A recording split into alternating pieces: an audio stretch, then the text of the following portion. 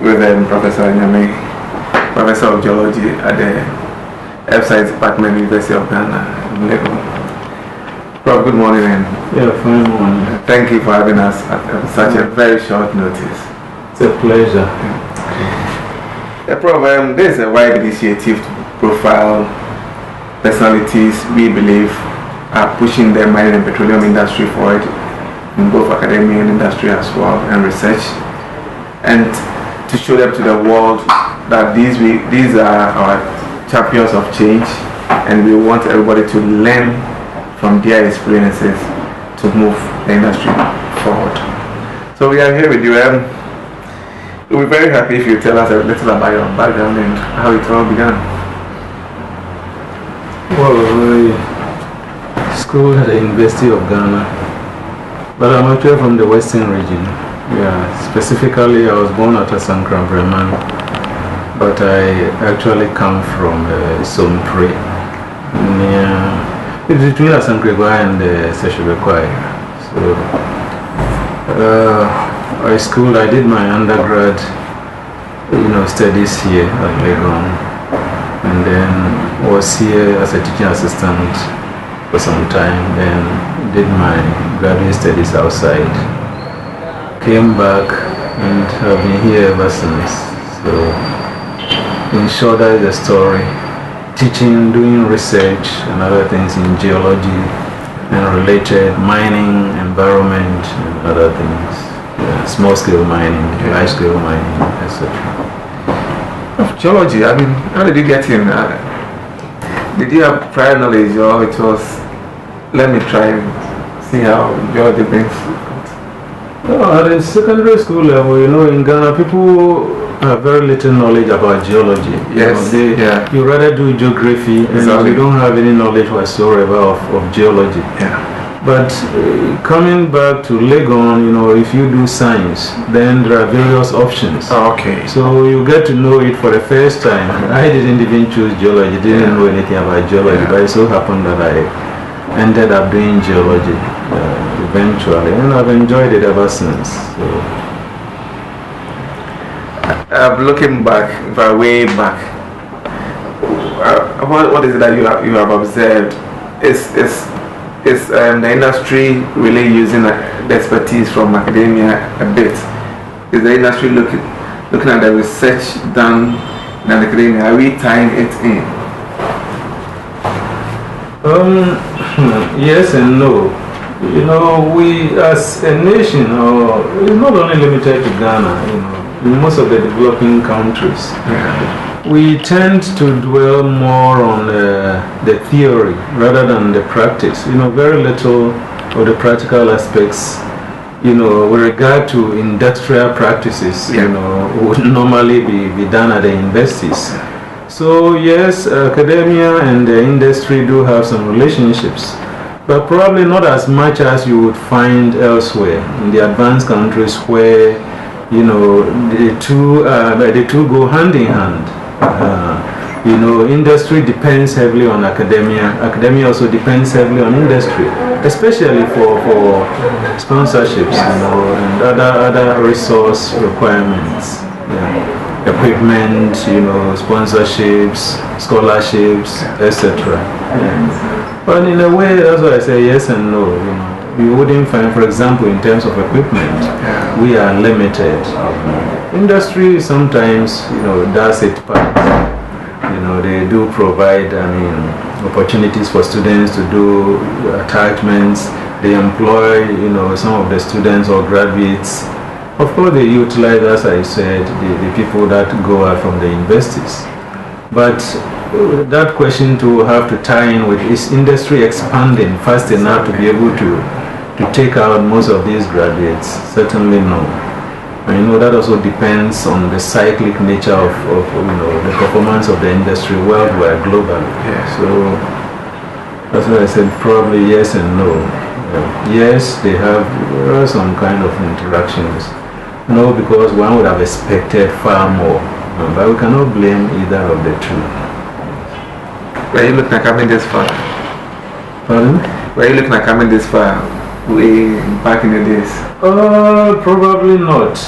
Probably not, but you know, as you get into an area, sometimes you are just taken along by events. You may not know that you will get this far, but going in, you just get sucked up into the whole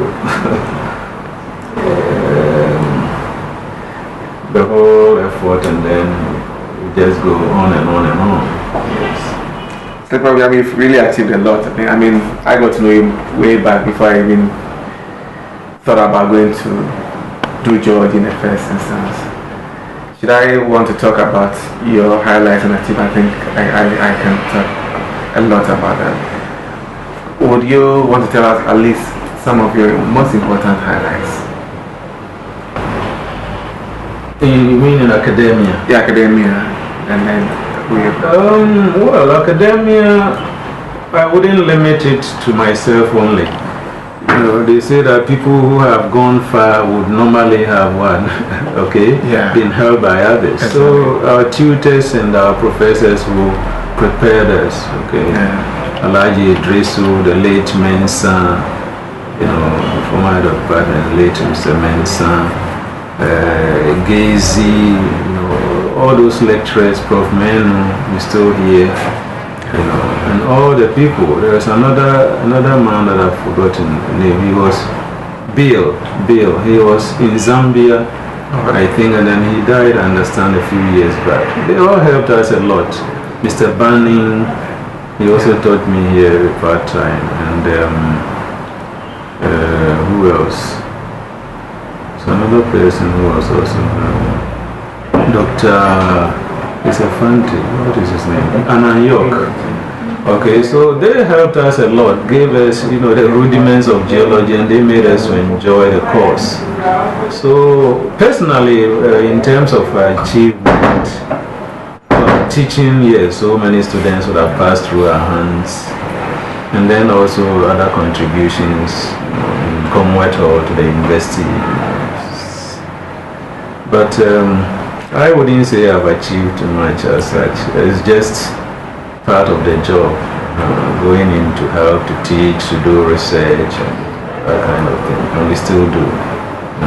We may be handicapped in some ways, but I always say that elsewhere too, you don't get some of the things that we also get here, you know, the social interactions and other things. So all in all, the freedom to do a lot of things that you also would want.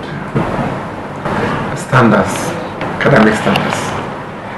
You want to go back way back, some 15, 20 years ago.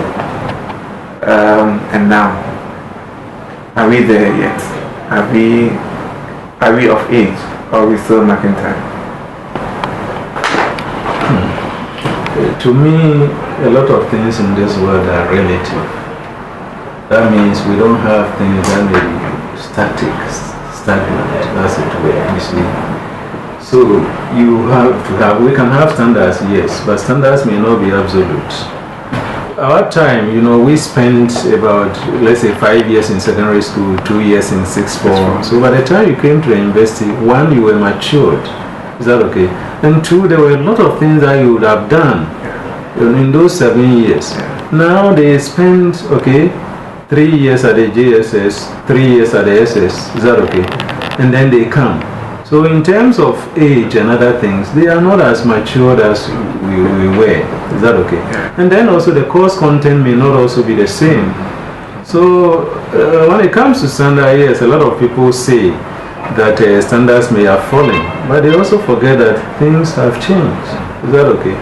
So if we are looking back, and we are comparing it to our time, yes, we may say standards have fallen. But as I said, this is not absolute. You know, it's like technology right now.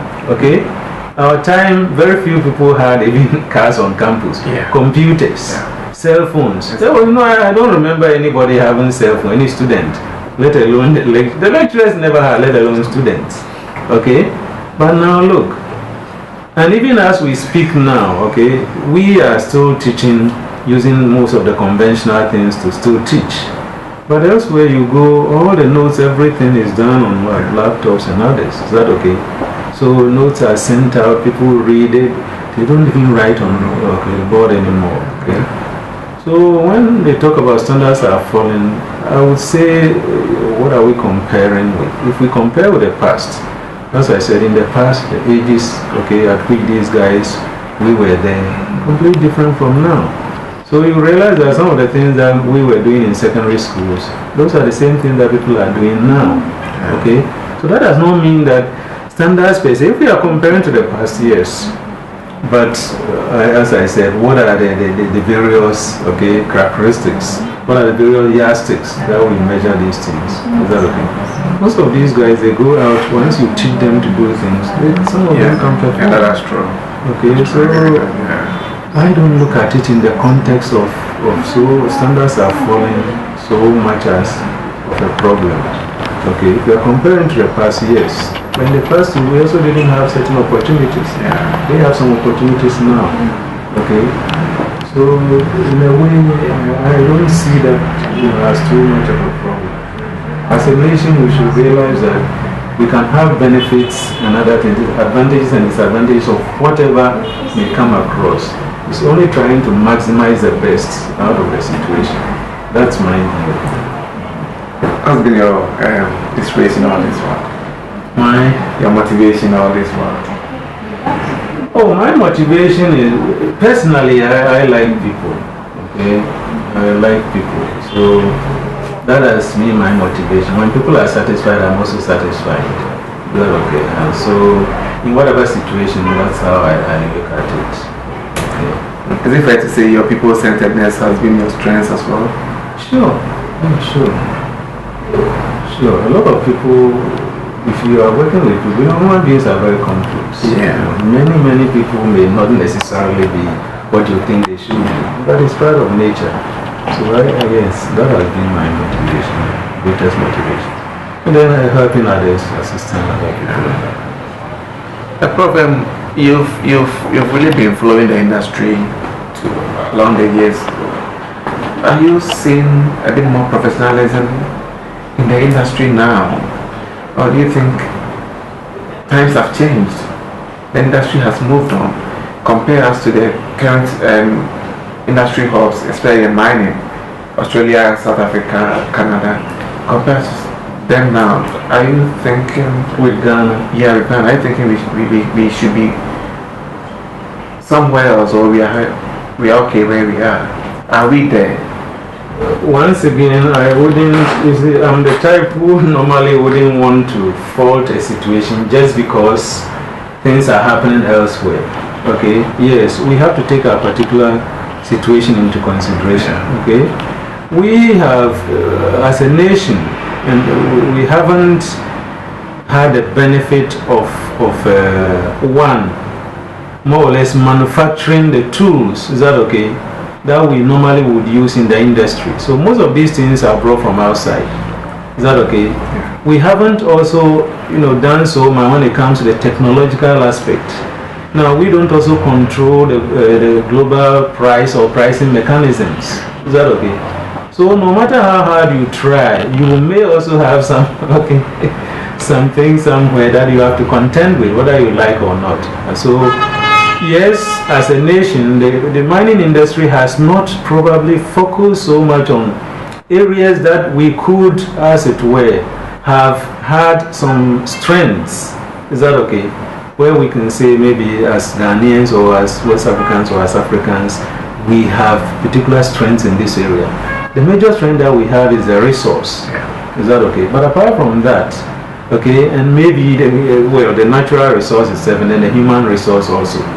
Okay, but apart from that, how do we utilize that resource to the benefit of our people? Okay, that is where we may be found lacking. Yeah. But once again, do we blame ourselves? Okay, if you tell me to go and manufacture a tool for let's say exploration, I may not be able to. If you tell our engineers, they may not be able to. But you for them, maybe no. Okay, are they equipped with the requisite knowledge? Do they have the resources to be able to do that? Okay. So a lot will depend on the priorities of the nation itself. Okay, so I don't think we can fault ourselves so much. Okay, at the same time, to some of the challenges we have to contend with. Okay, we may not have done well in certain areas, as a matter of fact, because by now, if you look at the fact that the Europeans came, in the 1900s, haven't been with them, for that long, what can we actually use to tell, to show right now that at least as a nation, we have done A, B, C in the industry. Okay, even a lot of the ownership structure, right, of the industry may still be centered, around expatriates or external people. Is that okay? The funding, is that okay, aspect. Most of these things still have to come from outside. So what are we doing? Okay, these are some of the issues, the challenges that we may have. What's really about Prof Nyame that will surprise our readers and viewers? First of all, I don't like surprises, but what I would say is that I would still want to be, who I am. Okay. Try to help as much as I can in whatever way that I find myself. Is that okay? During whatever period that it may be. But I feel that we still have a long way to go, but at the same time we should not lose hope. So I think hope is something that we cannot afford to lose. So with myself, yes, as I said, I like a situation where we always can be realistic about our chances of success. Is that okay? Given the right type of atmosphere. That's what I normally believe in. Is there anything you want to see us do differently in both academia and the industry? Well, I would want more collaboration, between academia and industry, and also industry to try to help academia out. In Ghana, especially the public investors, we have a situation where we receive a greater part of our funding from government. Okay, so government has so many responsibilities. So if the industry could really have some targets for academia, please let us get to this level. All industry and academia should meet regularly, to iron out some of these issues. Then that way the products from here would find relevance in industry. And industry would also more or less be far more equipped with the requisite knowledge. Is that okay? Because they may, for example, a gold mining company may only be centered around gold in a particular area. As to how that gold came about, as to how you can effectively even take out that gold. Some of these things are done elsewhere by academia. Because they have the time to think about some of these problems, to do this. So we should probably collaborate far more than exists at the moment. That is what I think should be the most important thing going forward. Yes. And Prof, at this stage, we want to ask if there's any message you want to give to future professionals and those who are in school and the young professionals as well. At the end of the day, we're looking at the sustainability in the industry, and they are a greater part of that sustenance. What is it that you want to share with them? Okay, I think they should, take advantage of current trends. Okay, they should take advantage of current trends in terms of technology, in terms of tools. Is that okay? And then equip themselves with the requisite knowledge. Because for one thing, even though we have been educated in Ghana, we may compete with people, from other countries who may be far more knowledgeable, who may have the tools, the resources. So we shouldn't be thinking that we are competing just with or against ourselves. Okay. For example, Newmont may, even though they may be operating in Ghana, if they want, let's say, a mineral resource manager, right? They are not obliged to take a Ghanaian if they can get somebody from outside who can perform. Is that okay? So I think that should be one of the things that we should try to take advantage of. Is that okay? We shouldn't just rest based on what we have here. We should also try to do well, to know what they are. It's like English times, people talk about colonialism. But if you go to some countries, is that okay? That is now have to struggle with even getting the basics of the English language. That alone, the cost to the nation. You understand? Yeah. But having that privilege of being able to speak English, you can understand them. Yeah, exactly. Okay, you can easily compete with them. Yeah. So on that platform, we are a little bit above others who may not be fluent in English. In the same way, people should understand that we're not competing with ourselves. Is that okay? And once we have that understanding, and then we work very hard, I think we can succeed. Okay? Yeah, we've been talking to Professor Nyame, Professor of Geology at the F-Science Department, University of Ghana, as part of the WAIMM Personality Profile series. Prof believes we should be people-centered. We should also move towards current trends in the industry. And Prof, is there any last words you want to give our viewers? I would just want the viewers to realize that the industry is the basis for all progress and civilization in the world. So people should not see the industry as always something that is far more negative or distracting. And that is very important. I teach students all the time about that. I tell them about that. The spectacles that we wear, the cameras that we use, the fans, the cars that we travel in, the airplanes, a lot of the things that we use every day, the taps, they are all taken from somewhere and turned into a product. So the industry is what makes civilization possible. But as to how responsible that is that okay? Those activities will be. But once again, responsibility will be relative. Because if they don't take this material from somewhere, for this key, right, or these keys, we wouldn't get access to the keys. So, I can go and buy these keys without looking at where the material actually came from. But when it comes to something being taken from my area, I will look at it. Even though I can take my own car, travel there, and then begin to make noise.